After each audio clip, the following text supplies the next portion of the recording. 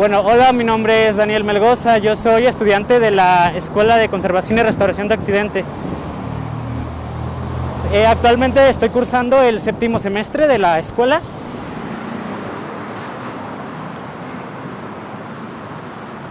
A mí me gusta mucho, pues básicamente lo que le gusta a todos los chavos, ¿no?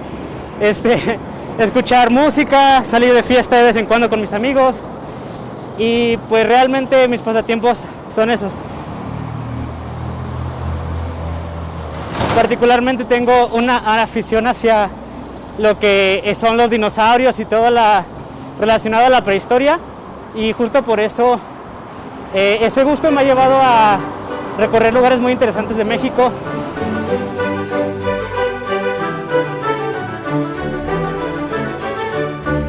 Tuve la oportunidad de ir a Coahuila a participar en proyectos de conservación de fósiles. Me gusta mucho todo lo que tiene que ver con movimientos sociales y esta actividad que hay por parte de los jóvenes por intentar dar un mensaje a las nuevas generaciones para realizar cambios en nuestra sociedad. Normalmente yo tomaría el transporte público para dirigirme a la escuela, pero pues por la contingencia y tratando de evitar espacios donde interactúen una gran cantidad de personas, he optado junto con una amiga de realizar un tramo del trayecto en bicicleta y el resto tomarlo en su auto.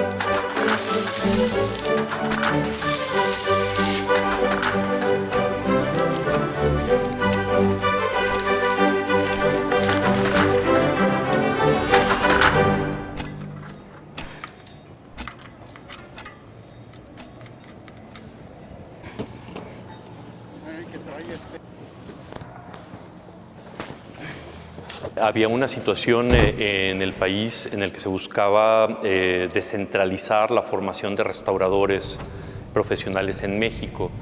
Oye, ¿sí revisaste el correo de radiografía? Por una parte, la Escuela Nacional, que tenía ya 30 años de trayectoria y dado la vastedad del patrimonio cultural mexicano, no podía garantizar el número de restauradores, o sea, atender la demanda de restauradores para todo el país.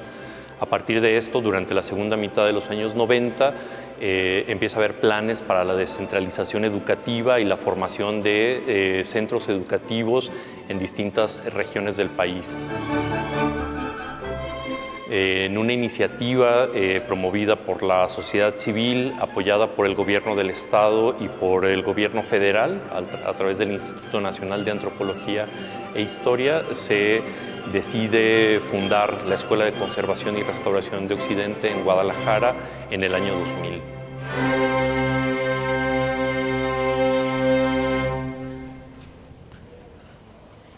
Hola.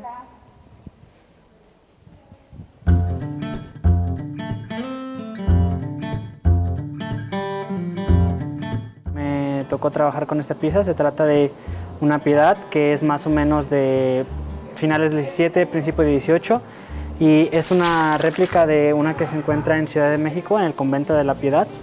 Pues está hecha al óleo. Como vemos, en la obra predominan los tonos oscuros, destacando un poco el objeto más claro principal, que en este caso es Jesucristo.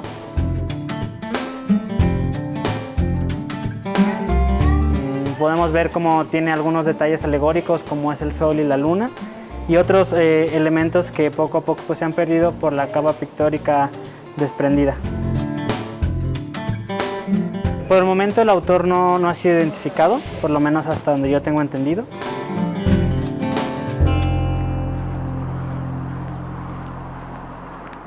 En este caso ya es una obra que ha tenido intervenciones previas en temporadas pasadas. A mí lo que me corresponde es darle continuidad a estos procesos que corresponderían justamente a la reintegración cromática. Como vemos, ya ha sido intervenida en... El Virreinato de la Nueva España fue una entidad territorial y política perteneciente al Imperio Español y que mantuvo su poder político en tierras ahora mexicanas desde el siglo XVI hasta el siglo XIX. El siglo XVI se conoce como el siglo de las colonias, una serie de décadas en las que mayoritariamente el Imperio Español y el portugués acrecentaron su poderío a partir de la explotación y posterior invasión del Nuevo Mundo, que lejos de ser nuevo, poseía grandes, palpitantes civilizaciones. Nos referimos, claro, al continente americano. Además, el siglo XVI vio gestarse el Renacimiento, una revolución intelectual y científica que desembocaría en una renovación profunda, tanto en el panorama social y político, como en el tema artístico y estético. En esos años surgió en Europa el manierismo, un estilo que proponía una aproximación estilizada y exagerada en los terrenos de la pintura y la escultura. Fue el manierismo la primera semilla que habría de resultar en el barroco, una de las estéticas y movimientos culturales más importantes y revolucionarios de la historia, que habría de sacudir las ideas y las estéticas más allá de las fronteras europeas durante el siglo XVII.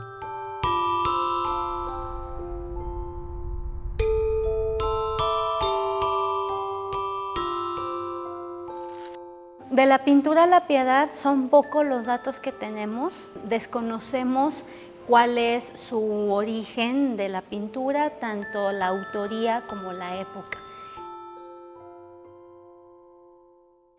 El caso de que las pinturas no tengan autoría ni fecha es muy común y nos basamos en las características tecnológicas, plásticas y estéticas de las pinturas para poder situarlas en un marco contextual muy amplio. Es el caso de la Piedad. Es que está apachurrado, es como cuadrado, Ajá. ovalado. Pues a mano. Acuérdate que los Sharpies se quitan con alcohol, entonces si no te gusta la forma... Se arregla. Es una imagen que tiene una paleta cromática muy reducida, tiene una composición de claroscuros muy fuertes que nos remite al tenebrismo español del siglo XVI. Sin embargo, por algunos elementos formales, por las expresiones de los rostros, por lo fuerte de las formas del paisaje del fondo, las nubes, los altos contrastes, creemos que puede ser que sea originaria de finales del siglo XVII. Tendría que quedar... No tengo el Sharpie. Acá en la Nueva España, lo que hoy es México, que antes fue la Nueva España, el gusto, los estilos artísticos, las modas europeas llegaban con mucho tiempo de retraso. Entonces, ese es como nuestro margen, damos un margen muy amplio de tiempo para trasladar cuáles eran los estilos de la pintura española y europea y más o menos en qué margen de tiempo pudieron haberse insertado en la Nueva España.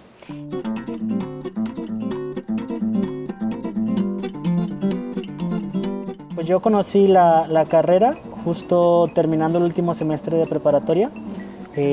Hubo la oportunidad de realizar una plática o una actividad dentro de mi escuela, en la cual cierto personal de la carrera asistió a ella comentándonos un poco de los procesos que se realizaban aquí. Pues al final me terminó de encantar la carrera, ¿no? No solamente porque integraba muchas de mis habilidades extracurriculares, como son las artes plásticas, el dibujo, la pintura, sino porque de algún modo permite conocer un poco las piezas más a fondo, ya que requieren una investigación previa a la intervención en la cual se realizan muchas actividades tanto de consultas en archivos o en distintas referentes visuales, para pues así poder conocer a profundidad la obra y después intervenirla de la forma más respetuosa posible.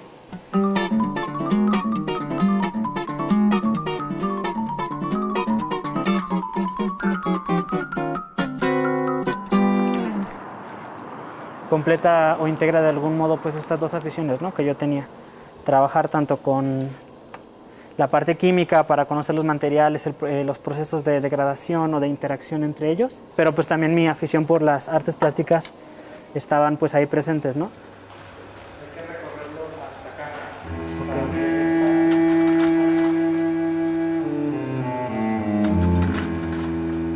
Es fascinante que una vasija nos transporte a Sumeria, esa primera civilización del mundo, en la que elementos tan vitales para nuestro desarrollo como la rueda o el lenguaje comenzaron a existir, disparando hacia el futuro a la flecha del progreso. En la vasija está depositada no solo la historia de los contenedores, sino nuestra historia, la de nuestras necesidades, la de nuestra imaginación sin descanso, que habría hacernos levantar edificios, llegar a la luna y soñar con otros mundos. Valdría lo mismo remontarnos 7 siglos antes de Cristo y revisar la historia de aquellos griegos habitantes de lo que ahora es Turquía, creando las primeras monedas en la historia. Esa historia tan humana que es el intercambio, que echó a andar los engranajes de la comunicación conectando al mundo de entonces y alimentó la curiosidad por explorar otras tierras.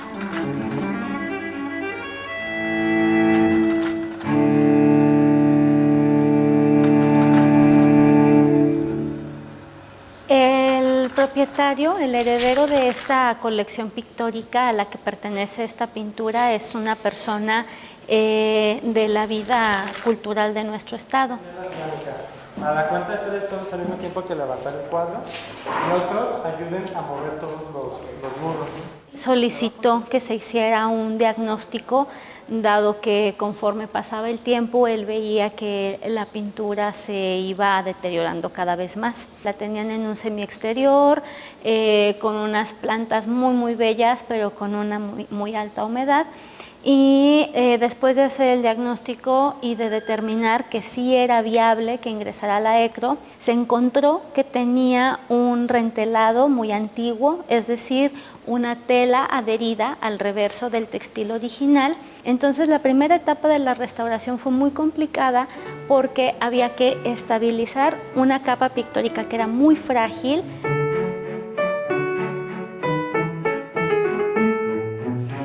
Posteriormente, ya que se estabilizó la capa pictórica, se procedió a retirar este rentelado antiguo.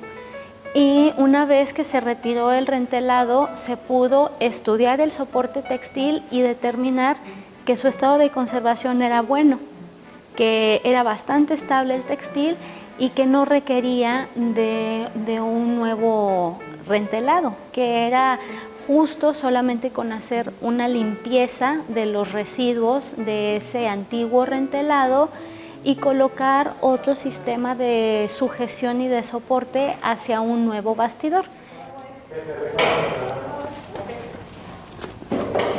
¿Ya? A la una, al mismo tiempo, a las 3.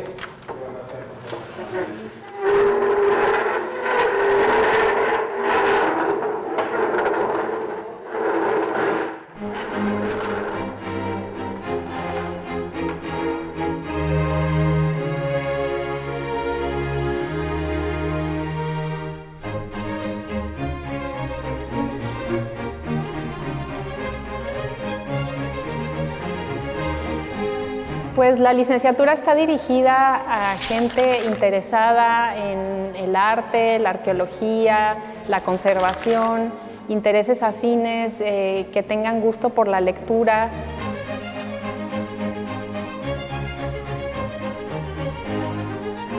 Que tengan cierta habilidad técnica, pero la habilidad técnica también se desarrolla y bueno, y los conocimientos también se adquieren. Entonces realmente la gente que esté interesada sobre todo y que tenga gusto por la cultura, el arte y la conservación.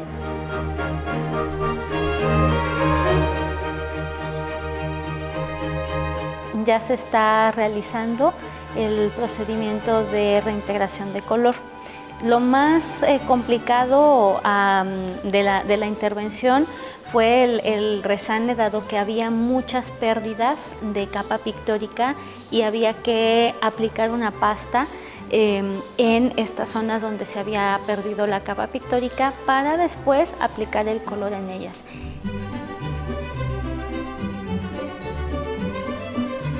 Y esta aplicación de color que los restauradores hacemos es un procedimiento en el cual se analiza la pintura, se analiza su composición, pero también se debe entender cuál es el estado actual en el que se encuentra, es decir, qué deterioros ha tenido, cómo se ha transformado con el tiempo la imagen, qué tanto se ha perdido de la imagen para que nuestro trabajo entre en un equilibrio y haga una sinergia entre el paso del tiempo y lo que la imagen requiere. Igual las engrapadoras se quedan una garra, porque siempre digo, esto ya se los compuso, no sirve, me las llevo a mi casa, allá las pruebo. Es un procedimiento que si la pintura ha tenido muchas pérdidas puede ser muy complejo, puede ser muy lento, porque hay que aplicar el color de manera muy consciente, de manera muy selectiva, para que no se aplique más color del que sea necesario y no se vaya a mermar la imagen, la composición y por ende la estética de la imagen de la pintura. Ajá, así es. Sí. Este quedó volando, pero, o sea, no toca nada. Bueno, sí. Psicológicamente nos ayuda. Sí. Ahora sí. Ya, podemos continuar con los libros y cuando acaben ya somos felices. Y ese va en el piso, no va en burritos. En este momento lo que estamos haciendo es el proceso de reintegración cromática. Y pues para ello se requiere en ciertos objetos en particular realizar una plantilla.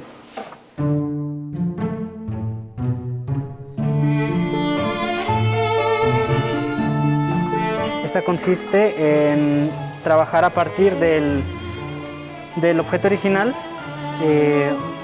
pues una superficie que te permita ver a través de él y así hacer un pequeño boceto del elemento que se va a reintegrar en este caso en particular.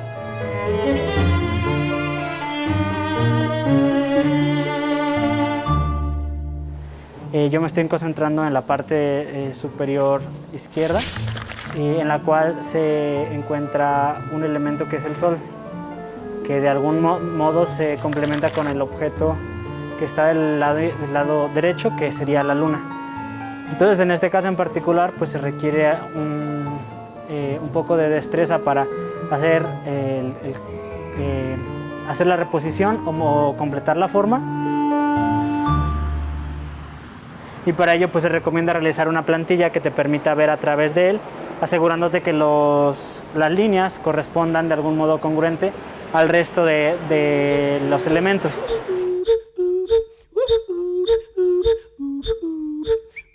Se dice que una obra mural está íntimamente ligada con el edificio que le sirve de lienzo, porque tradicionalmente es realizada dentro del contexto social, cultural y artístico que rige y da vida al inmueble.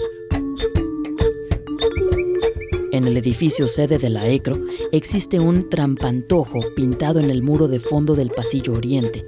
Recrea la propia perspectiva del pasillo, de modo que éste parece prolongarse más allá de su límite espacial real hasta desembocar un segundo patio con fuente. Cuando se estableció la ECRO en este complejo, los murales se encontraban ocultos detrás de una gruesa capa de pintura que se cree se empleó durante remodelaciones a finales de los años 60 o principios de los 70 del siglo pasado.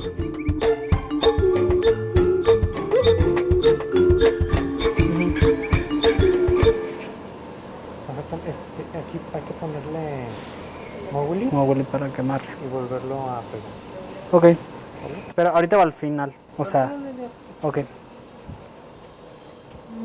Posteriormente a su restauración va a regresar a la colección particular a la que pertenece Nosotros le hemos sugerido al propietario que no es lo más viable ni lo más pertinente para la pieza que regrese a la casa en donde se encontraba antes, dado que está en una localidad boscosa, muy húmeda y puede ser contraproducente para la pintura, que es recomendable que se conserve aquí en la ciudad de Guadalajara con ciertas condiciones.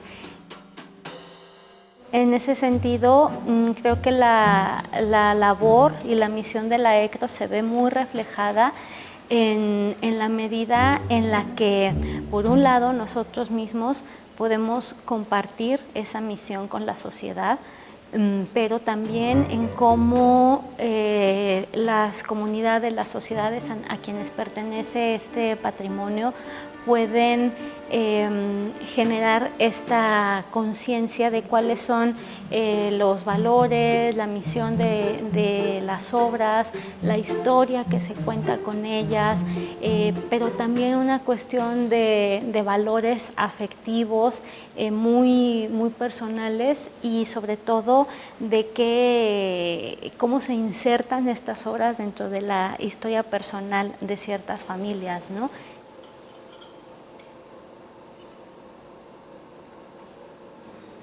Durante muchos años ha sido necesario, ha sido una búsqueda importante contar con profesionales porque el patrimonio cultural requiere abordajes desde distintos ámbitos.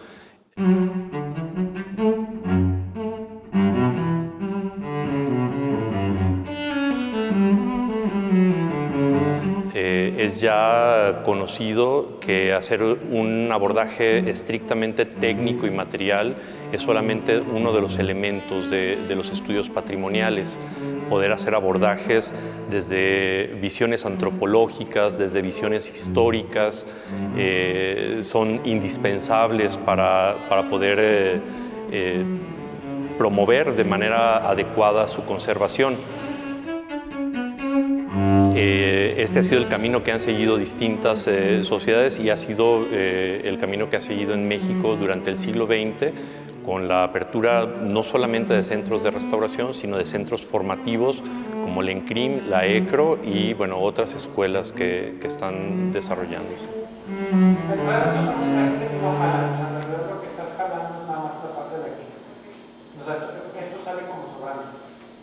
Yo creo que no va a ocurrir nada. A mí lo que me interesa mucho es la investigación de objetos. Mi interés particular son los procesos de excavación y de intervención en proyectos arqueológicos o paleontológicos, el estudio con objetos prehispánicos, pero definitivamente lo que dentro de las cosas que más me gusta de esta carrera es el abanico de posibilidades, ¿no?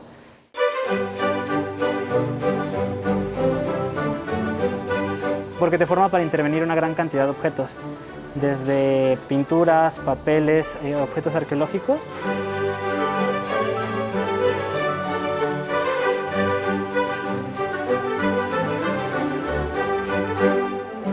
Y al final creo que esas son habilidades que te pueden permitir trabajar o introducirte en distintos espacios, tanto a nivel de investigación como a nivel de intervención. Yo he tenido la oportunidad de trabajar en distintos proyectos.